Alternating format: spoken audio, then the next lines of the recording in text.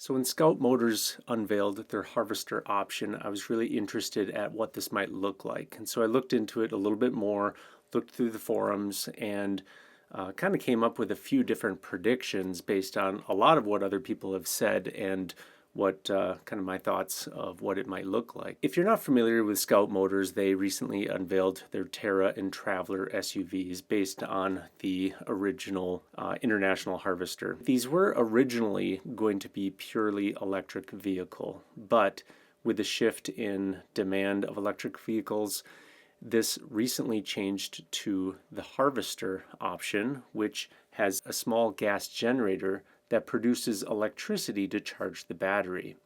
And so that gives you an extended range. And so it's called an extended range EV or an EREV.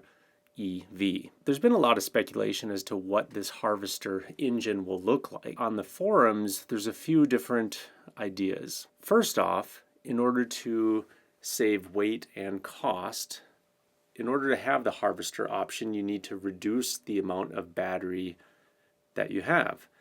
And so the pure EV Scout will probably have in that 300 to 350 mile range. The Harvester option brings that range up to closer around 500 miles. But the battery pack of that EV with the Harvester option would be only about 150 mile electric only range. So that's a significant decrease in the amount of batteries compared to the pure EV model. The reasons for doing this are cost and weight. So 150 miles. Why was 150 miles chosen? When you look at the average daily driver, the average US adult will drive roughly 39 miles or so less than 40 miles per day, according to Department of Transportation statistic. Only 0.8% of daily trips in the US are 100 miles or more. And so that's a very, very tiny percentage. So then there's the question of why would the battery be made 150 miles? Why not just be 40 miles? The issue is that most EV owners do charge their vehicles at home, but many people actually don't have the ability to charge at home. Many people don't have access to off-street parking where they can actually plug in easily overnight. Up to 78%, according to a Morning Consult survey, 78% of US adults said that they don't have access to EV charging at home. If a lot of people don't have EV charging at home, you don't want to make it difficult for everybody. And so 150 miles, if you're driving roughly 40 miles per day, that would give you, at least 3 days of routine driving just on EV mode alone. But for those 78% of people who don't have access to EV charging at home, the Harvester can solve that problem and potentially extend that routine travel up to 12 days or so, if you're considering that 500 mile range. So up to 12 days or so with a combination of EV and gas before you either need to refill with gas or find a plug-in and charge the battery completely. So 150 miles is actually a pretty reasonable amount when you have that Harvester option. Then the question is, how does the Harvester route its power? During the reveal event, they said that the Harvester engine would not directly be connected to the motor and therefore doesn't directly power the motor.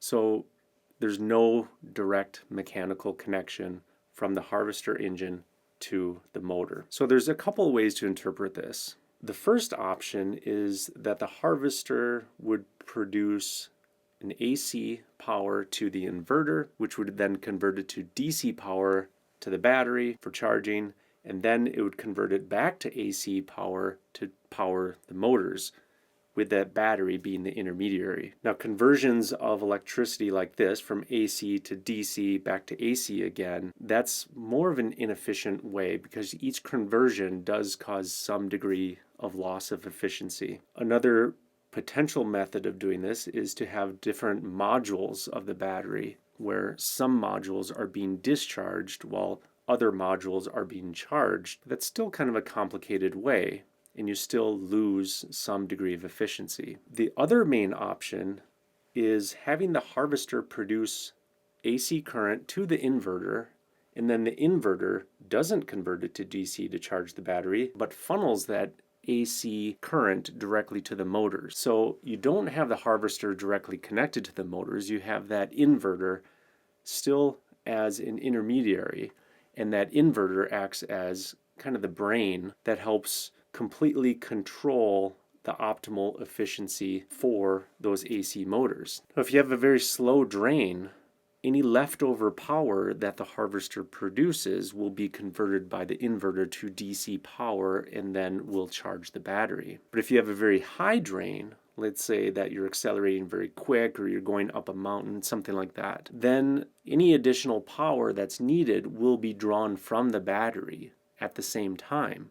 So you would still have the harvester running through the inverter, the battery through the inverter, both of those funneling power converted to AC into the motor. That inverter is the main intermediary, and you potentially do not need, at all times, you don't need to have that harvester producing power that's being converted inefficiently directly into the battery. The advantage of that option would be less wear and tear on the battery. So when you're doing these high draw activities, either fast accelerations, high speeds, heavy weight, towing, or steep inclines, you're going to produce less wear and tear on the battery because you're not quickly charging and quickly discharging the battery. You're just funneling that AC power through the inverter directly to the motor.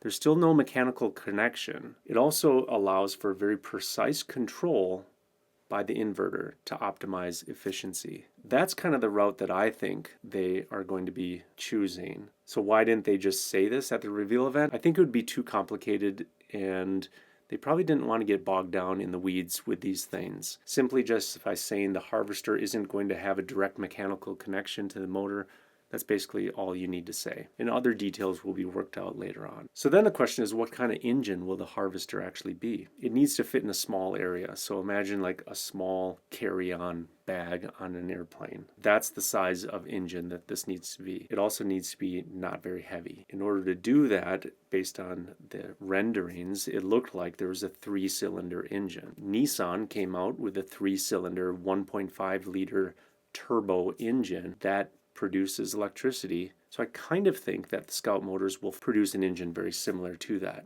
So I would guess about that 1.5 liter 3-cylinder engine. Now, will it be turbo? Probably. And the reason for that is that turbo engines allow for more power to be produced from a smaller engine. And it makes it more efficient in terms of fuel consumption and power density compared to a natural aspirated engine. Because of that, in order to further optimize efficiency, I do think that it's going to be premium gas. The reason for that is that premium gas does provide better efficiency with turbo engines. And if you have a fuel tank that might only be 5 gallons or whatever, something small like that, you need to optimize as much as you can. And one way to do that would be premium gas. I think it's very interesting to think about these things and to somewhat predict what Scout Motors is going to do. They do have 2 years, but as you know, all these plans have to be in place well in advance before production starts. That means that everything has to be completely decided and done probably pretty soon, actually. Now, whether they reveal that information or not, I kind of doubt it.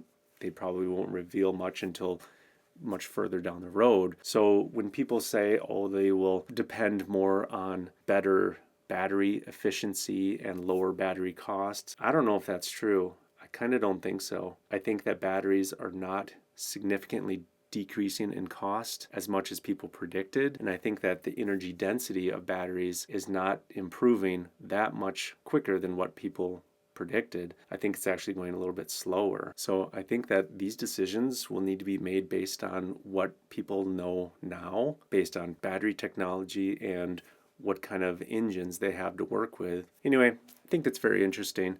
If you have any other input or ideas or comments, leave a comment below. This is kind of interesting stuff to talk about.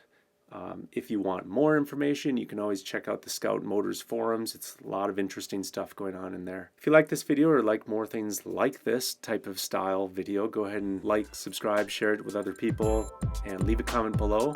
I try to read all the comments and respond to at least as many as I can. Kind of fun to discuss this sort of thing. Thanks a lot for watching. Hope you have a good day. Bye.